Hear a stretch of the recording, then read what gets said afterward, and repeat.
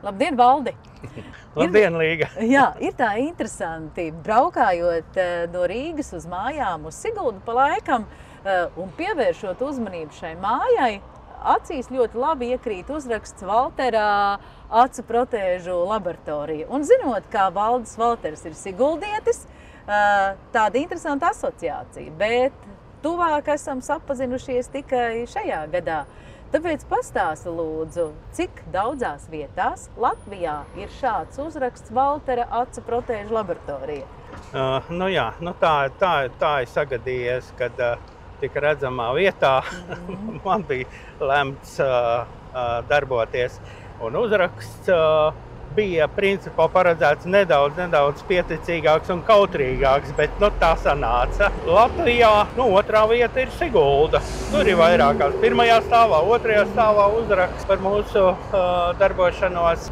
Tad pirms krīzes laikā Ventspilī mums bija pārvērts slimnīcā telpas. Patiesībā viņas joprojām ir un gaida mūs tur. Ar to, kā lai saka, mūsu pārstāvniecība nebeidzas. Mums ir klīnika Viļņā un Kaunijā. Mēs darbojamies Igaunijā. Šādi uzraksti ir Tallinā un Tartu.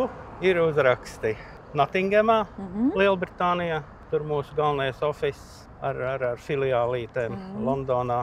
Lūk, un tad mūsu, kā lai saka, spēcīgākā, plašākā vieta, mūsu darbības vieta ir Ukraina, Kijeva, kur mēs strādājam jau no 14. gada. Jā, to es arī gribēju prasīt, jo es saprotu, ka darba ikdienā nereti ceļš ved arī uz Kijevu, jā? Jā, ved gan. Braucam ar autobusu 4 reizes gadā, kādreiz ar lidmašīnu lidojām. Tās ir 24–25 stundas. Lūk, pacientu pieraksts ir liels, pacienti ir sarežģīti un smagi, bet, kā lai saka, tas ir mūsu tāds mūsu pienākums, tā ir mūsu kolektīva tāda izpausme un apņemšanās. Un es saprotu, ka tie pacienti tās jau ir karsētas. Jā, par kādiem 70–80% tie kara invalīdi. Kara laukā saņēmuši traumas. Ļoti spēcīgas, ļoti sarežģītas. Pirms tam viņiem tikušas veiktas ir sarežģītas operācijas, ar kuriem mēs strādājam. Kādi atlikušie procenti, tie ir gan bērni, gan neatliekami pacienti, kurus ir jāpieņem. Mēs esam vēl vienā unikālā vietā. To var teikt pilnīgi droši, tāpēc, ka bonsai parks šāds ir tikai un vienīgi šeit. Krustiņos labāk pazīstams kā pie Sēnītes, vai ne? Kam vispār ir jānotiek cilvēku galvā, lai viņi izdomātu šādu ļoti savdabīgu, es atļaušos teikt, hobiju veidot? Man jau liekas, ka kā lai to pasaka? Man tādu jautājumu neviens nav uzdevis. Kam ir jānotiek? Pirmkārt, laikam ir jābūt, šī ir kā atpūtas vieta, kā pilnīga tāda relaksēšanās vieta, kā pilnīga vēlme aizmirst par visu laicīgo un iegrimt kaut kamī tādā, kuram nav nekāda sakara ar to, kas tur ir ārpusējas žoga. Kāpēc, lai gribētos tā, acīm redzot, lai ir jābūt kaut kam ļoti, ļoti grūtam, sarežģītam, atbildīgam ārpusē. To es tā bērniem varbūt, ka teikšu, ja viņi kaut ko sagribēs. Jā, tad visur jābūt kaut kādam līdzsvaram, kaut kādai harmonijai. Bet runājot par to sarežģīto ārpusē, šis arī ir ļoti sarežģīts process.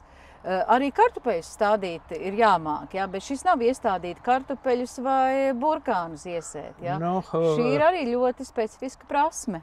Ir starpība. Jā, starp kartupeļiem un šo te bonsai koku ir starpība. Kartupeli mēs pavasarī iestādām, rudenī mēs viņu novācam. Process ir noslēdzies. Šim kokam ir apmēram 50 gadi, nedaudz vairāk. Tas nozīmē, ka 50 gadus katru dienu viņš ir jāvēro, viņš ir katru dienu jāredz, jāsaprot, kas viņam pēkšņi sāk trūkt, ko viņš, teiksim, pirmkārt atkarībā no sezonas, kas viņam ir vairāk nepieciešams. Tas jau runājam vienkārši par koka dzīvošanu un dzīvību, bet mūsu mērķis no šī koka izveidot kaut ko tādu, lai, teiksim, kāds cits, kuram līdz šim nav bijis pat priekšstats, viņš vienkārši apstātos un viņš vienkārši apjuktu, jo viņš tā dziļi intuitīvi saprastu, ka tas ir neparasti un ka tas ir ļoti, ļoti skaisti. Bet atgriežoties pie pirmsākuma, 30 gadu stāžs kā okulāristam, tā bija tāda apzināta izvēle, vai šis medicīnas virziens aizgāja tā netīšām? Kā lai saka, tas ir tāds mūža pasākums. un tad, kad man uzdod šo jautājumu, es jau esmu, teiksim tā, daudzreiz analizējis savas atbildes un varu pavisam droši apgalvot, ka kaut ko tādu, kas mums tiek dots uz visu mūžu, tas tā nevisai apzināti reizēm ir, jo tad, kad es strādāju ātrajā palīdzībā, un tad, kad man galvenais ārsts paaicināja un piedāvāja šo te iespēju, ka lūk, ministrija saņēmusi piedāvājumu vai aicinājumu nosūtīt vienu speciālistu uz Hellhounds institūtu. Tad es kaut kā tā piekrītu, jo pirms tam man jau bija viens piedzīvojums, jo man ātrā palīdzība dārgā bija nosūtījusi vērt vaļā Sibirijā, tur pie Polārā loka, medicīnas punktu, jo tur devās mūsu celtnieku brigāde. Tā kā viens ceļojums man jau bija, un tad es tā, samērā, kā lai saka, negribas teikt, ka viegli pieņemt šo lēmumu, jo tie ir gadi, un man jau toreiz bija ģimene. Jā, un tas nozīmē arī mācīties, jā? Tieši tā, un dzīvot, un es sapratu, ka sestdien, svētdien es nebūšu mājā. 91. gadā es vispirms jau Stradiņos nokļuvu Stradiņos, jo Stradiņi bija tie, kas mani pretežē, kas man maksāja, un kam es atskaitījos. Tur es pastrādāju kādu gadu, un tad es dibināju tādu privātu uzņēmumu. Valtēra prostēšu laboratorija, līdz pat šai dienai tā ir tāda. Sēžot šajā mazajā teinīcā, nevilšas gribās pafilozofēt. Ja mēs tā paskatāmies, tad jautājums, kas ir tas, ko nekad šajā dzīvē nedarītu? Droši vien. Patiesībā daudz ko jau es nedarītu, jo izaicinājumi ir bijuši. Gan tīri, teiksim, sadzīviski vai uzņēmēju darbībā kaut kādu piedāvājumu, un es esmu atteicies, jo uzskatīju to par neētisku. Visu to tad arī laikam es nedarītu. Man negribētos darīt kaut ko tādu, lai pēc tam būtu jākaunās no saviem bērniem. Tas tāds labs mērinstruments, jā. Un ja es tagad to pasaku tā publiski, tad jau pavisam. Tagad vairs nebūs, kur atkāpties, jā? Es saprotu, ka pamatā šī ir sievas nodarbe, bet vai es sapratu pareizi, ka tu pats arī pieliec roku veidošanai? Lai būtu pavisam precīzi, šo te parku, šī te ideja Dullā ienāca man. Tomēr, jā? Jā, ienāca prātā man. Un es atvedu pirmos kociņus, un es mēģināju viņus kaut kur novietot, jo te bija ļoti, ļoti daudz upeņu krūmu, katreiz, kuri it kā ražo, it kā neražo, it kā nevarēja saprast. Un tad mēs viņus norakām, un tad mēs sākām likt pirmos, un tad otros, piektos, tad izveidojām avotiņu, un tad uzbūvējām šo te teinīcu, kura ļoti labi kalpo līdz šim brīdim, un ir tāda kompozīcijas sastāvdaļa. Un, bet mans uzņēmums prasīja ar vien vairāk laika. Un es vairs nevarēju to tā pilnvērtīgi un atbildīgi darīt. Un tad es sievai teicu, nu tad tā, mēģinam vēl 1 gadu. Jā. Un ja tu to neņem un nepārņem, tad es viņu samazinu krietni.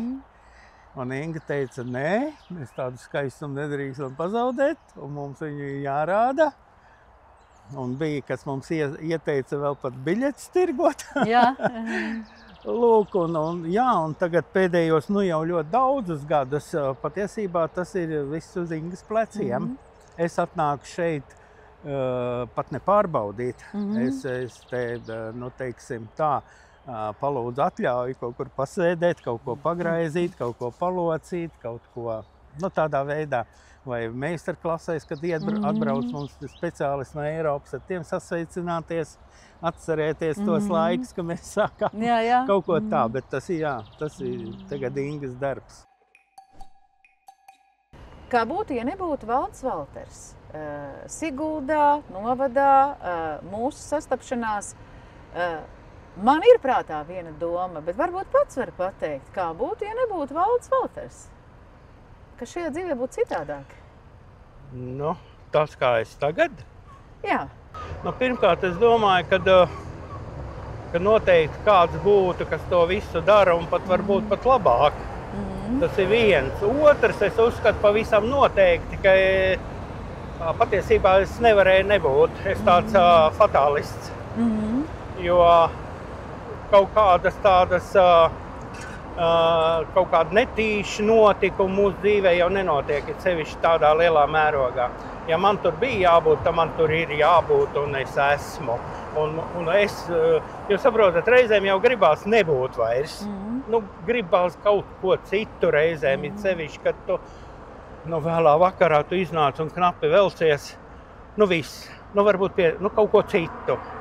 Jā, bet tu atkal atgriezies un turpini.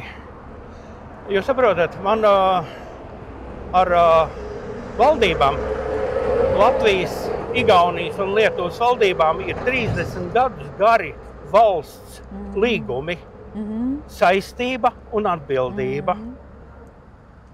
Kādreiz man ir pacientīte, kas atnāk pie manis kaut kādā 4, 5 gadu vecumā, 3 gadu vecumā. Un tagad viņas joprojām nāk un atrādās, un man viņas jāpaskata. Un viņām ir pašām ģimenes, un viņām pašām ir bērni.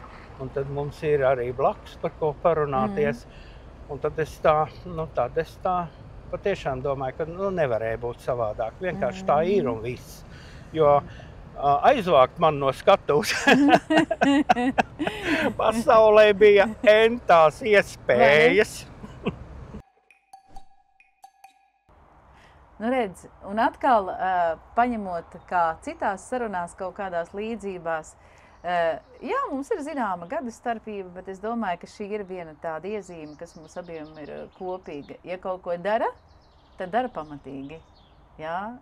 Un arī droši vien tos darāmos darbus mēs, man liekas, nereti izvēlamies tādus, kas arī prasa diezgan lielu piepūli. Nevis tādus vienkāršos, bet tādus pietiekami sarežģītos, vai ne?